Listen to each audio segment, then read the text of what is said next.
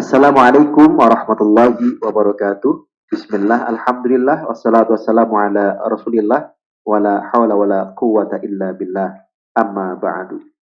Pendengar Buletin Dakwah Kafah rahimakumullah. Alhamdulillah kembali hadir di tengah-tengah Anda semua. Buletin Dakwah Kafah kali ini edisi yang ke-217. Tanggal 29 Rabiul Awal 1443 Hijriah, bertepatan 5 November 2021 Masehi. Kali ini akan mengangkat tema Syariah Islam butuh diterapkan, bukan direkontekstualisasi.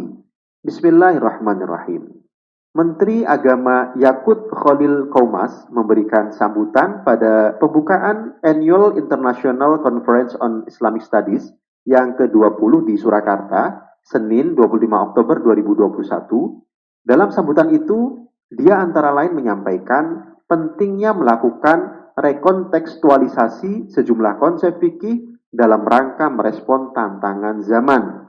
Dia menambahkan bahwa ketidakstabilan sosial dan politik, perang saudara dan terorisme disebabkan oleh tindakan kelompok-kelompok muslim ultrakonservatif yang bersikeras menerapkan elemen fikih tertentu dalam konteks yang tidak lagi sesuai dengan norma klasik yang ada pada era awal Islam.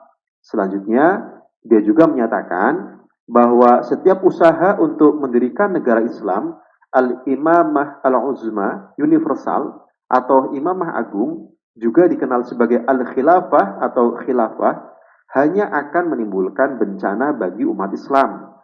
Akan banyak pihak yang berebut untuk menguasai umat Islam di seluruh dunia. Pendengar rahimakumullah, penerapan Islam yang benar. Rekontekstualisasi menurut Merriam-Webster Dictionary Online adalah menempatkan sesuatu dalam konteks yang berbeda. Dalam ajaran Islam, ada praktik ijtihad yang tentu berbeda dengan rekontekstualisasi. Ijtihad hanya berlaku pada nas-nas syariah yang zonni, yang masih ada ruang ijtihad di dalamnya.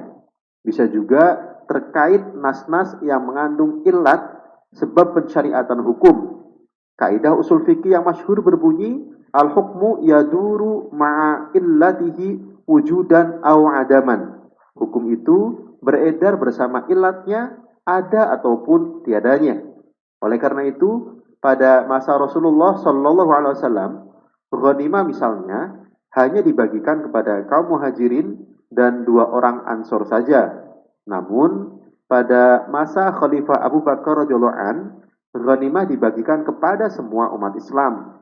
Dalam hal ini, Khalifah Abu Bakar radhiyallahu an tidak bisa dipandang sedang mengubah atau merekontekstualisasi hukum. Beliau justru sedang menerapkan hukum syariah sesuai dengan ilatnya, yakni agar harta tidak beredar di kalangan orang-orang kaya saja. Sebagaimana dinyatakan Al-Quran, bisa Anda lihat di Quran Surah Al-Hasyr ayat 7. Contoh lain, pada era Khalifah Abu Bakar radhiyallahu an, beliau memberlakukan kebijakan ucapan talak 3 sekaligus tetap dipandang sebagai talak 1. Lalu pada masa Khalifah Umar radhiyallahu an, beliau memberlakukan kebijakan ucapan talak 3 sekaligus sebagai 3 kali talak. Perbedaan ini terjadi dalam ranah ijtihad. Pasalnya, dalam hal ini tidak ada dalil yang sharih atau jelas sehingga memungkinkan terjadinya perbedaan pendapat. Apa batasannya? Batasannya setidaknya ada 2. Yang pertama, harus berdasarkan dalil, baik dalil Al-Quran, As-Sunnah, ijma' sahabat maupun qiyas syar'i. Ijtihad yang terlepas sama sekali dari dalil, lalu mengikuti hawa nafsu semata, jelas bukan ijtihad.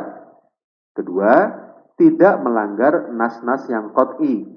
Ijtihad yang menabrak nas-nas yang qat'i, baik qat'i subut, yakni Al-Quran dan hadis mutawatir, maupun qat'i dalalah, atau penunjukan maknanya, pada hakikatnya adalah perusakan terhadap agama Islam itu sendiri. Faktanya, tujuan dan praktik rekontekstualisasi fikih Islam yang terjadi berbeda dengan penjelasan di atas. Contoh, hukum waris yang sudah jelas dan tegas di dalam Al-Quran, begitu direkontekstualisasikan dengan feminisme, justru ditabrak begitu rupa. Contoh lain,